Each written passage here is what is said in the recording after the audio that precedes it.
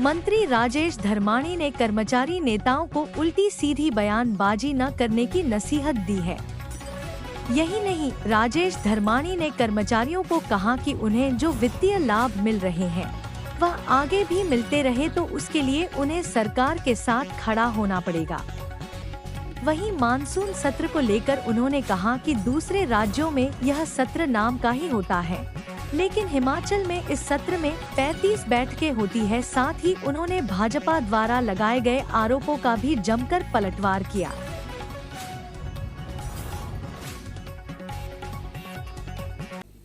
देखिए, हमारे पास सीमित विकल्प हैं। कर्मचारियों को ये सोचना पड़ेगा कि हम वर्तमान जो उनको बेनिफिट्स मिल रहे हैं, अगर वो चाहते हैं कि उनको मिलते रहें तो उनको सरकार के साथ खड़ा होना पड़ेगा। अगर वो चाहते हैं कि उन पे भी कटौती लगे तो फिर आने वाले समय में उसका भी सामना करना पड़ सकता है, क्योंकि हर चीज़ जो है पैसे से जुड़ी हुई है। और पैसा जो नोट छापने की आज़ादी जो है किसी स्टेट गवर्नमेंट को नहीं है ना। जितना पैसा हमारे अकाउंट में आएगा उतना ही पैसा हम खर्च कर सकते हैं। तो संसाधन बढ़ाने की तरफ हमने ध्यान दिया है और उसकी तरफ हम आगे बढ़े हैं।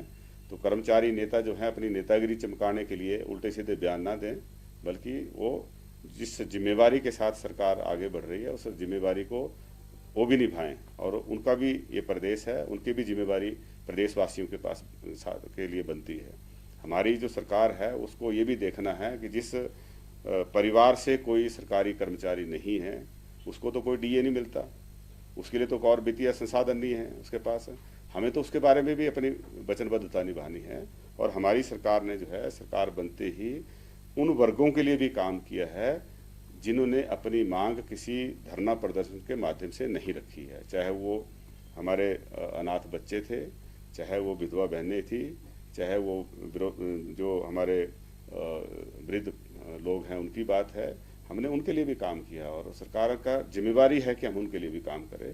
तो सरकार सिर्फ एक वर्ग के लिए काम नहीं करती, सरकार पूरे समाज के लिए, हर व्यक्ति के लिए काम करती है और हम उसी दिशा में जो है आगे बढ़ रहे हैं। जहाँ तक कर्मचारियों के सड़क पे उतरने की बात है, वो इनके टाइम पे इससे बुरी हालत थी, है ना। और ऐसी कोई सरकार की अवधि नहीं रही है जब कर्मचारियों ने इस तरह की कोई हड़ताल ना की हो।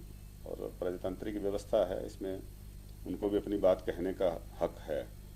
लेकिन प्रजातंत्र में हमें जिम्मेवारी से भी पेश आना चाहिए, जहां कर्मचारियों को भी ये देखना होगा कि हमारी वर्तमान जो वित्तीय स्थिति है वो क्या है, और वहीं विपक्ष को भी अपनी जिम्मेवारी निभानी पड़ेगी।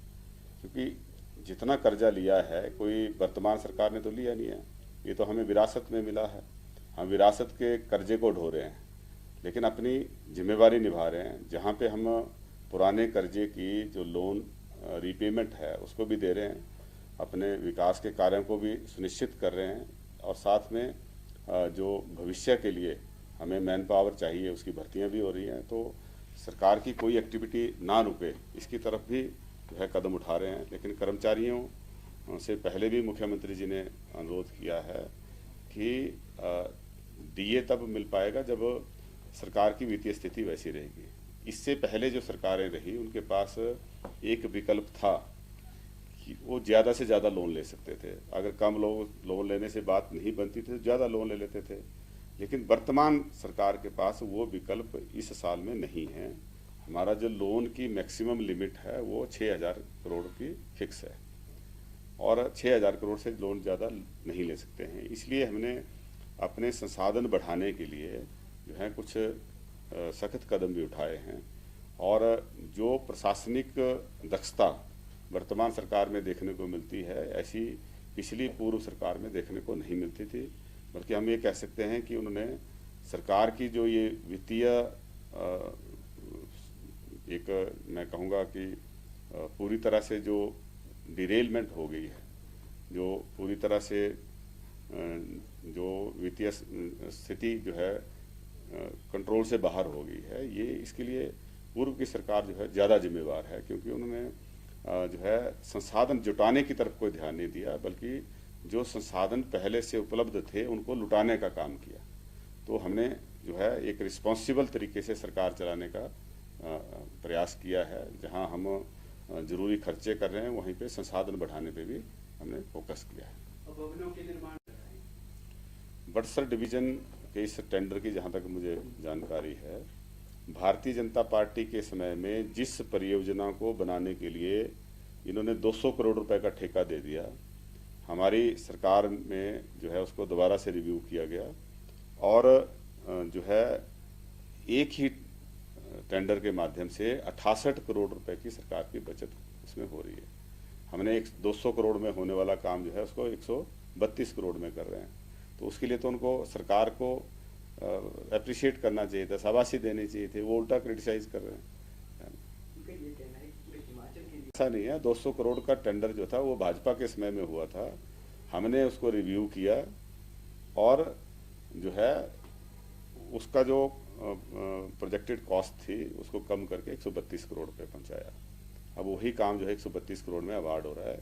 लेकिन जिस बात की चर्चा कर रहे हैं, ऐसा प्रचलन जो था वो पूर्व सरकार के समय में था, जब जेएमएम का पैसा जो है जल जीवन जेजेएम का पैसा जो है जल जीवन मिशन का, वो पैसा जो है 60 to 70% जो है वो 2-3 विधानसभा क्षेत्रों में खर्च हुआ। अगर बात की जाए तो प्रदेश की ओर से कार्यालय रेनोवेट किए जा रहे हैं, उस पर लाखों से करोड़ों का खर्चा किया जा रहा है, इस तरह के तमाम आरोप लगाए हैं। मैं तो मुख्यमंत्री से भी अनुरोध करूंगा कि उनके कार्यकाल के दौरान कितना खर्चा हुआ उसकी भी ब्यौरा जो है आने वाले सत्र में विधानसभा में रखें। और विधानसभा सेशन आने वाला है, बेहतर रहेगा कि नेता प्रतिपक्ष विधानसभा के तल पे जो है अपनी बात रखें और उसका साथ साथ उनको जवाब भी दिया जाएगा। इसके अलावा पूर्व की ओर से कार्यालय रेनोवेट किए जा रहे हैं, उस पर लाखों से करोड़ों का खर्चा किया जा रहा है, इस तरह के तमाम आरोप लगाए हैं। मैं तो मुख्यमंत्री से भी अनुरोध करूंगा कि उनके